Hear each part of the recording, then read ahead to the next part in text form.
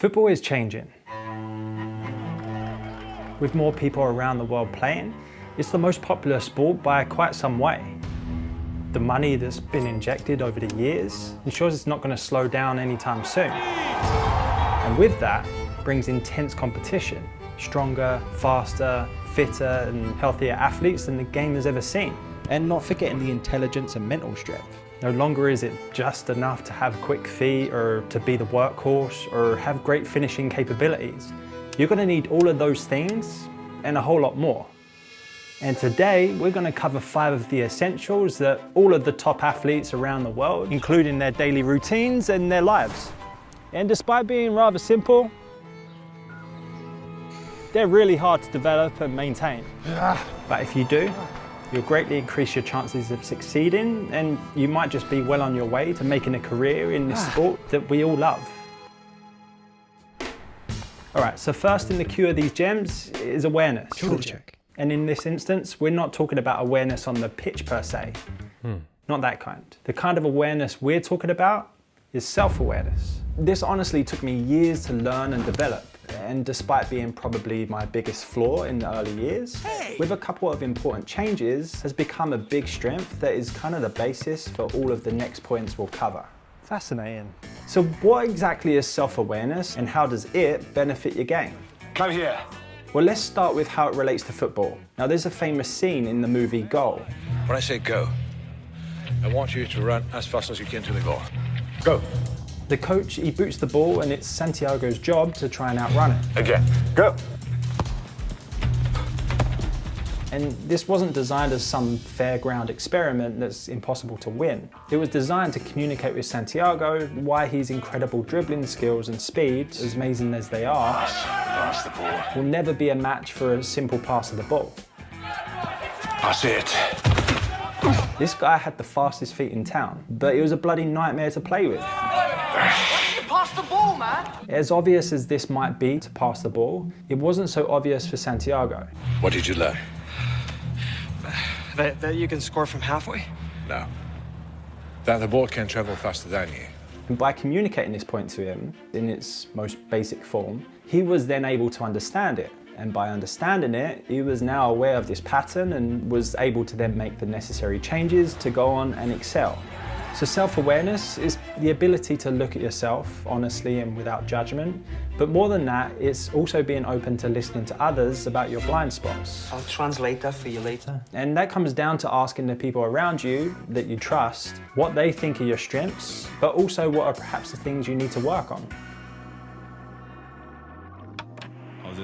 I was in a bad place. 6 or 7 months. It's brutal. I need to feel like myself. We need to talk about the mental side of the game. Now, this is something that all players of all levels have to contend with. And it doesn't matter if you have the best skills or you're the most prolific striker in the league. If you don't quite have the tools to control your mental state, your whole game is going to suffer. And I'm speaking from experience. The most simple tasks at times can seem impossible. And the longer it goes on, the harder it seems to be to get out of the rut. This side of the game is by far the most unappreciated and the least talked about. Which brings me on to the proud sponsor of this video, BetterHelp. Now, I too have had to wrestle with my own mental health throughout my playing career. From long-term injuries to goal droughts, contracts, family issues affecting my game, and just all the pressures that come along with being an athlete and a human. It's a lot. And BetterHelp is on a mission to make therapy more accessible and affordable to all of us folk around the world. With over 30,000 licensed online therapists, it's super easy and super simple to get up and running. They'll ask you some questions to get to know you, along with the areas that you want your therapist to specialize in. And within as little as a few days, they'll match you with a licensed therapist that ticks all of your boxes. Yes. One of the best things I did to deal with the hurdles I was experiencing was to get a professional involved that could first help me understand what it was that I was experiencing, and then secondly, provide the tools and language to start the process of learning how to deal with the hurdles at hand. And these tools have helped me a ton build up the resilience it takes to put yourself out there to the world and to ensure that if there is a bad day or a bad performance on the field, that I have the tools to deal with it.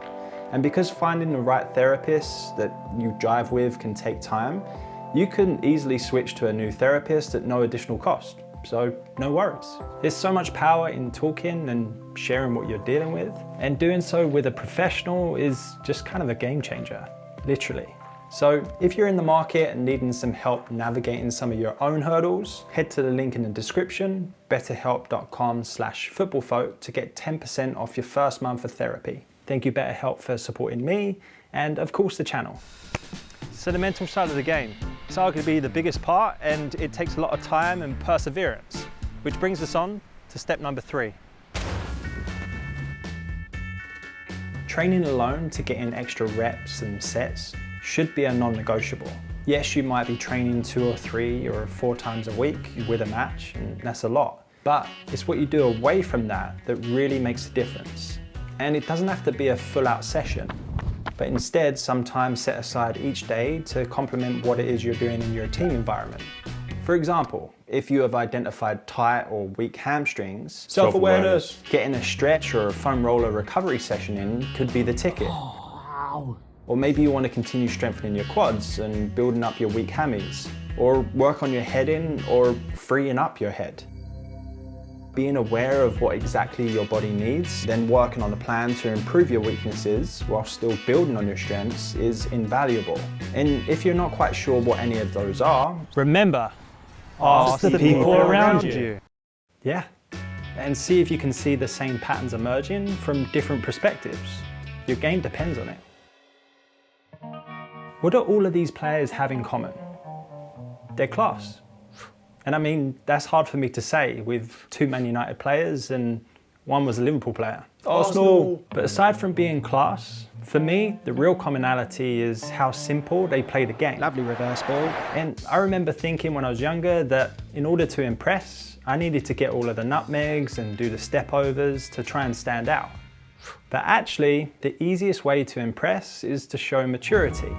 The easiest way to show maturity is to simplify. My coach would always say this: football is a simple game complicated by footballers.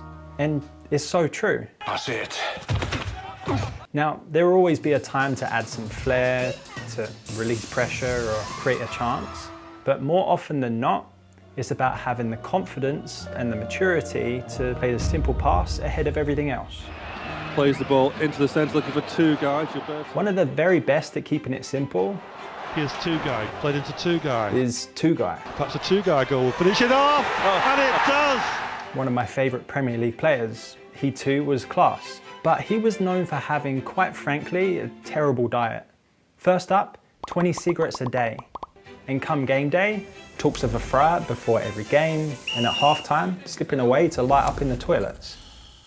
Now this came at a time where teams were starting to take nutrition a little bit more seriously and implementing a healthier lifestyle into the squad and not letting players do their own thing. Jamie Vardy. 2 guys' role in the team was the playmaker, or as one article put it, the quarterback. He let his magician-like feet and his footballing IQ do the talking. He didn't need to run, or to eat healthy for that matter. And because he was such an integral part to the team's success, while smoking like a train, if you tried to control him, he probably would just go downhill pretty quick. Knowing that, they decided to let him continue what he was doing because it was kind of working. 2 guy. Chips it over the top, looking for Cole's run. Cleared by King. 2 guy on the volley! But since then, the game has changed quite a lot. Studies have shown that just in the last 10 years, the speed of players increased by 50%, not to mention the versatility of the players at the highest level of the game. Just to be able to compete these days, you need to be strong in every area. And with players coming through that are faster, stronger, fitter than before, with a huge priority on their nutrition and wellness, it's apparent that it's now going to take so much more just to keep up, let alone stand out.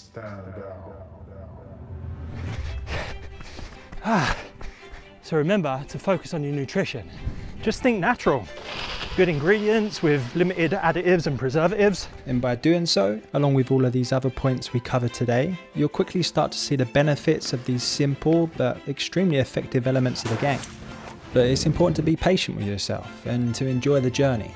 Take time to reflect and to take account of when you need to maybe dial it up or dial it back.